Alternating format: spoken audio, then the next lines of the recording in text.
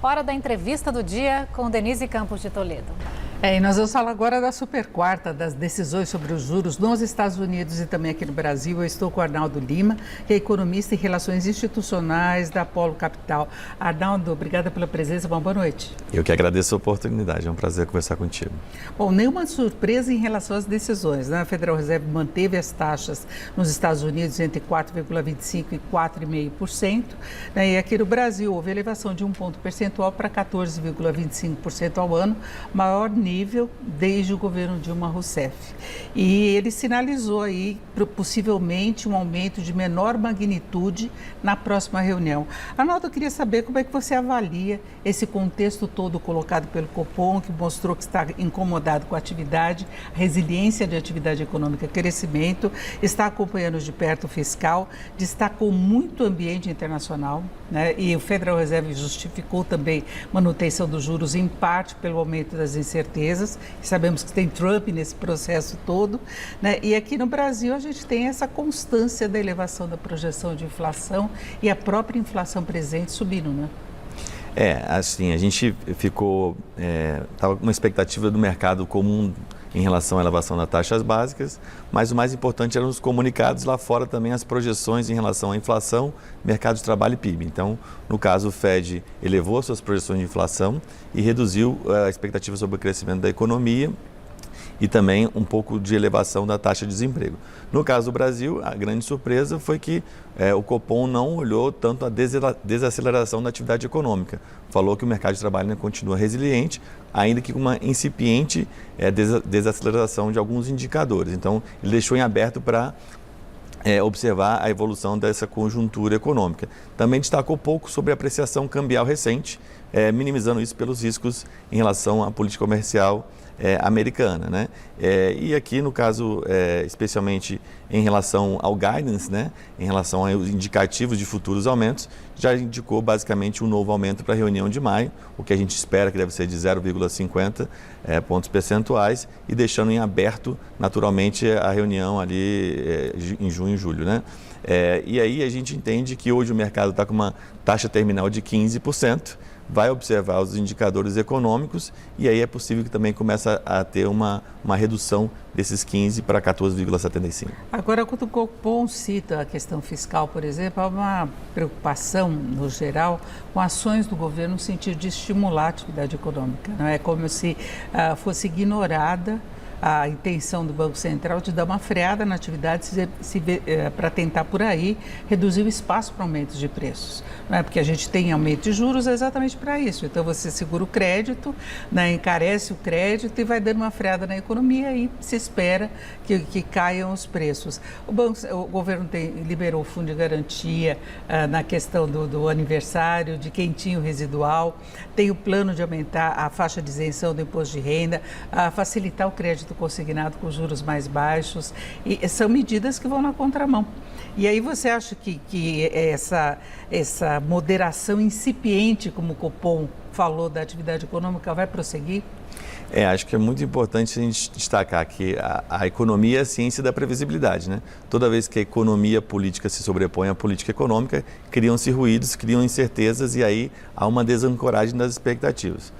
Mas acho que o ponto principal é que a gente observa, especialmente o relatório Focus dessa semana, já uma pequena reancoragem das expectativas, reduzindo aí a expectativa de inflação ainda para esse ano, mesmo que ainda em cima do intervalo superior da meta de inflação. E do outro lado, assim, a gente entende que o Copom sempre falou de quanto que o mercado espera sobre o fiscal e não de uma análise política econômica sobre a condução ali da política fiscal. Então, olhando a parte da política fiscal, acho que o mais importante ainda tem uma incerteza de como o projeto de lei em relação ao aumento da faixa de isenção vai tramitar no Congresso.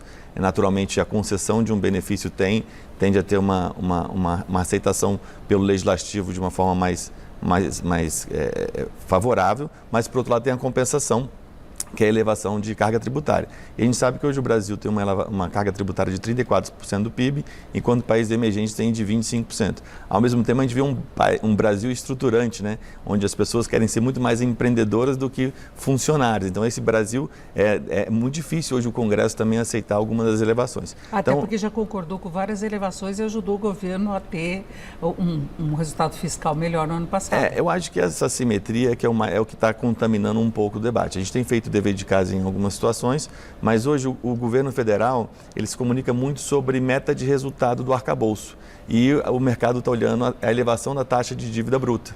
E, ao mesmo tempo, o equilíbrio macroeconômico não compete somente ao governo federal, compete aos estados e aos municípios também. Então, é muito importante, por exemplo, que se aprove uma reforma da Previdência para os estados e municípios, assim como foi aprovada em 2019. Então, essa necessidade de reduzir o gasto obrigatório, gerando mais eficiência, fazendo com que o país invista mais no futuro do que no passado, fará com que a gente aumente nossa produtividade, a gente aumente a inovação e aumente nosso PIB de longo prazo, fazendo com que a taxa de juros real da economia seja cada vez menor.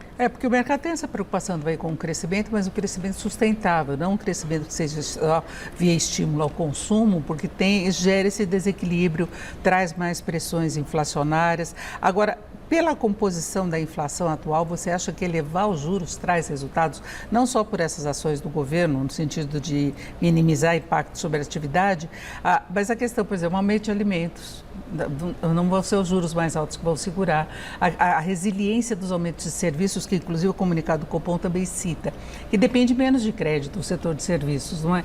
Então, até onde vai esse ciclo? Porque o Copom fala que vai manter enquanto não conseguir a convergência da inflação para a meta. A gente tem hoje, quando a gente olha os dados do Banco Central de nível de endividamento das famílias, a gente está perto do topo da série histórica, né? Então, eu até vejo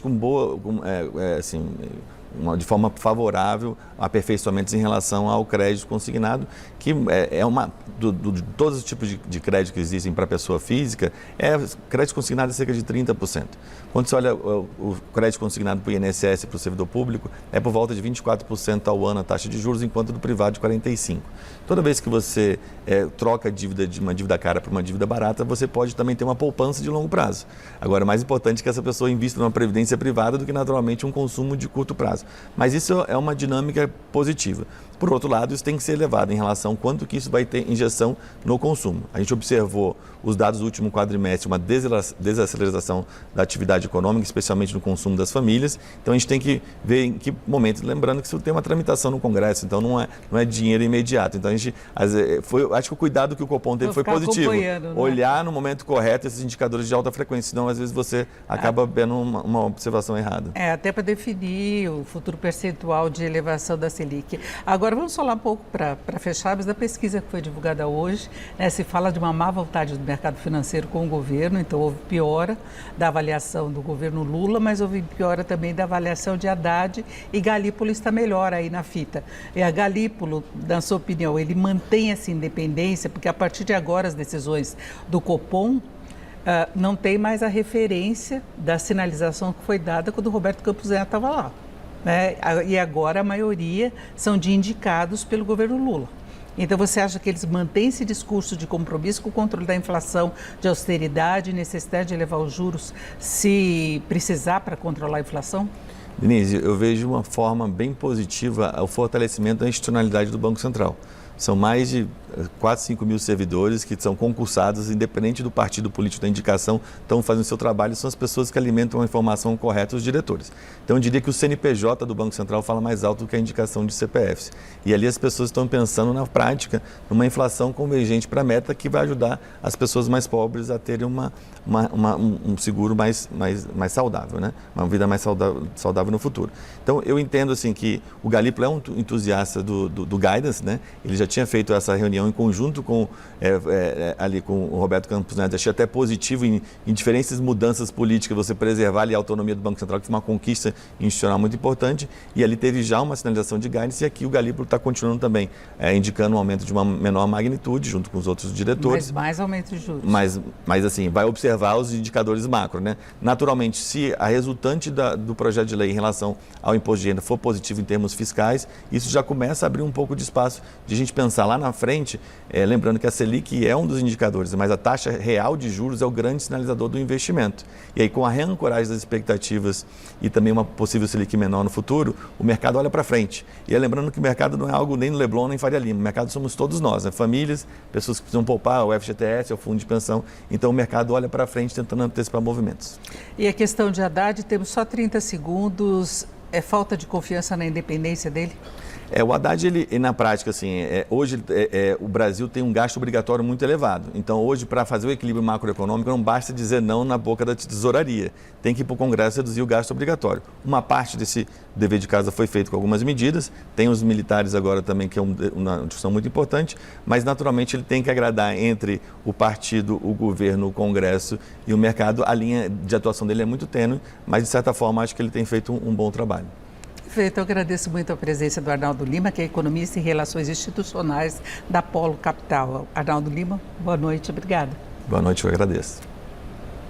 Com vocês.